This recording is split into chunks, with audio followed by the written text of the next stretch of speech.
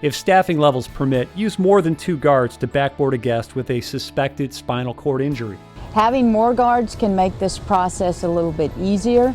The primary guard secures the guest in the water using the appropriate vice grip technique, checks responsiveness, and reassures the guest while slowly moving towards the extrication point.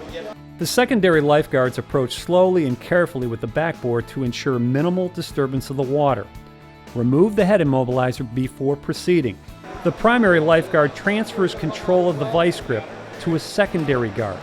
The primary guard then moves to the foot of the board to guide the backboard under the guest. The team then begins applying the straps, moving from the chest to the hips to the feet, making sure the guest is properly secured. No more than 2 fingers should fit beneath any strap. Now it's time to address the cervical spine. It's called the squeeze play. A secondary lifeguard places one hand underneath the board directly below the head, and their other hand over the guest's cheeks. Once secured, the guard performing the vice grip releases. The head immobilizer and strap can then be applied. The most important thing is communication.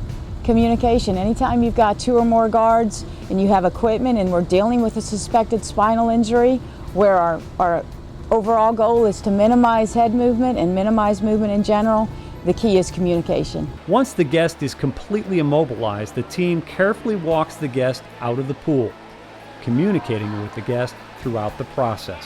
One of the most important aspects is the person at the head that's maintaining that vice grip or maintaining the inline stabilization.